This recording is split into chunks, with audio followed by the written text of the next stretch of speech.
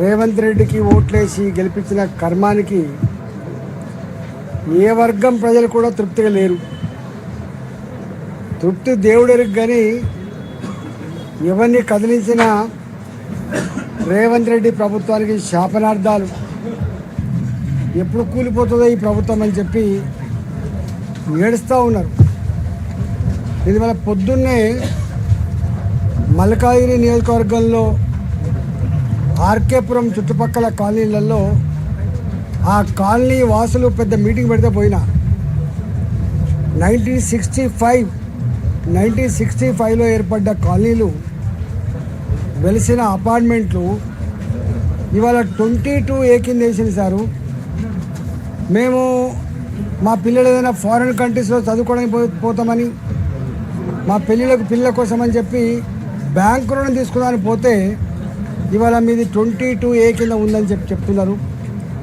ఇదేందని చెప్పి ఎంఆర్ఓ ఆఫీస్కి పోతే, ఆర్డీఓ ఆఫీస్కి పోతే, మున్సిపల్ ఆఫీస్కి పోతే ఇది ఇంతే, ఇవన్నీ కూడా అర్బన్ సీలింగ్ ల్యాండ్స్ అని చెప్పి ఇప్పటిదాకా చేసి వచ్చిన.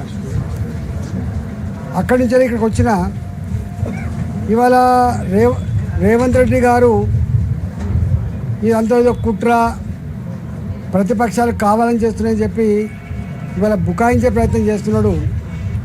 ఇది కుట్రనా, ఇది బుకాయింపా, ఈ ప్రతిపక్షాలు చేసేటువంటి రాద్ధాంతమా? నీకు దమ్ముంటే ప్రజాక్షేత్రంకి వస్తావా అని చెప్పి నీ సవాల్ చేస్తా ఉన్నా. అట్లాంటి ఇష్యూ ఇలా పాలిటెక్నిక్ ఇష్యూ. జనరల్గా ఎస్ఎస్సి తర్వాత ఐటీఐ కోర్సు 2 సంవత్సరాలు, పాలిటెక్నిక్ కోర్సు 3 సంవత్సరాలు, ఇంజనీరింగ్ 4 సంవత్సరాల కోర్సు ఇట్లా ఉంటాయి. ఇవాళ బ్యూటీ ఏంటంటే, పాలిటెక్నిక్ కాలేజ్ బ్యూటీ ఏంటంటే 3 సంవత్సరాలు పాలిటెక్నిక్ కోర్స్ చేసిన తర్వాత 60-70% మంది ఆయన డైరెక్ట్గా ఎంప్లాయ్మెంట్ వచ్చేది. కంపెనీలలో పనిచేయడానికి ఇంజనీర్ల కంటే కూడా ఎక్కువ ప్రిఫర్ చేసేది పాలిటెక్నిక్ విద్యార్థులు మాత్రమే. పాలిటెక్నిక్లో ఎలక్ట్రికల్ కావచ్చు, సివిల్ కావచ్చు, మైనింగ్ కావచ్చు, ఇట్లా అనేక కోర్సులలో చదువుకోగానే ఉద్యోగాలు వచ్చేది పాపం. కొద్దిమంది మాత్రం ఇంకా పై చదువుల కోసం ఇంజనీరింగ్ కాలేజీలో జాయిన్ అవ్వడానికి పోయేది. పాలిటెక్నిక్ పూర్తి చేసిన తర్వాత 2వ సంవత్సరంలో నేరుగా వీళ్ళకి కోటా ఉంటుంది, ఎంట్రన్స్ అయితే కోటా ఉంటుంది.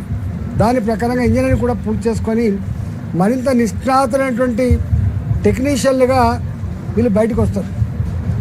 ఉన్నట్టుండి రేవంత్ రెడ్డికి మరి ఏం పుట్టిందో కానీ ఈ పాలిటెక్నిక్ కాలేజ్ విద్యార్థులని జీవో నంబర్ 97 అని తీసుకొచ్చి గతంలో ఏ పాలిటెక్నిక్లకైతే గొప్ప గుర్తింపు, టెక్నీషియన్గా ఎవాల్యుయేట్ ఆస్కారం ఉండదో వాళ్ళని ఏదో అవుట్సోర్సింగ్ టైప్లో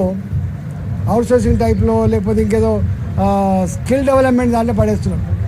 స్కిల్ డెవలప్మెంట్ అనేది చదువుకొని వాళ్ళకు కొంత స్కిల్ డెవలప్మెంట్ చేయడం కావచ్చు, 10th క్లాసు లోపు చదువు పని చేసుకునే వాళ్ళకు ఫిట్టర్లుగా లేకపోతే ఎలక్ట్రీషియన్లుగా అదో ఏదో ట్రైనింగ్ ఇచ్చి చేసుకునే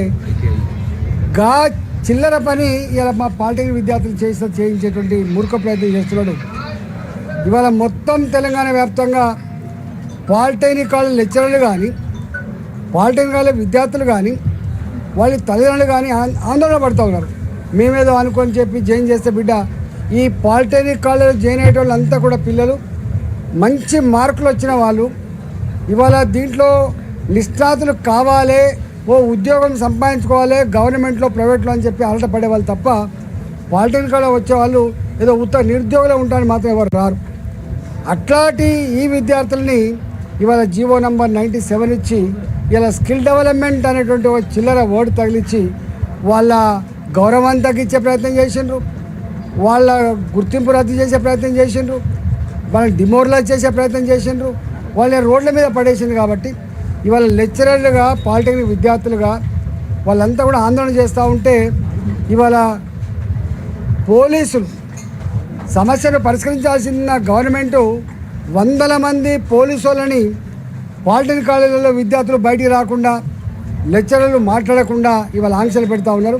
నేను ఒకటే హెచ్చరిస్తూ ఉన్నా ఈ ప్రభుత్వాన్ని, మీరు పోలీసులతో ఈ సమస్య పరిష్కరించాలని చెప్పి ప్రయత్నం చేస్తే మాడి మసి అయిపోతారని చెప్పి హెచ్చరిస్తూ ఉన్నా. ఇవాళ భారతీయ జనతా పార్టీ రాష్ట్ర అధ్యక్షులు మా రామచంద్రరావు గారు రామంతపూర్ పాలిటెక్నిక్ మా పార్లమెంట్ పరిధిలో ఉంటుంది, అట్లే మేడ్చల్ పాలిటెక్నిక్ మా పరిధిలో ఉంటుంది.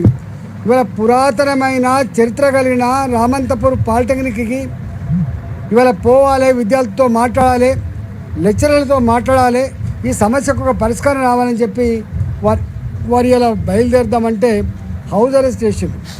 ఇవాళ భారతీయ జనతా పార్టీ రాష్ట్ర అధ్యక్షులు రామచంద్రరావు గారిని హౌస్ అరెస్ట్ చేసిండ్రు. పాలిటెక్నిక్ చుట్టూ 100 మంది మఫ్టీలో ఉన్న పోలీసు వాళ్ళు, డ్రెస్సులలో ఉన్న పోలీసు వాళ్ళు లాఠీలు పట్టుకొని తుపాకులు పట్టుకొని ఇలా విద్యార్థులను భయభ్రాంతులు చేస్తూ ఉన్నారు.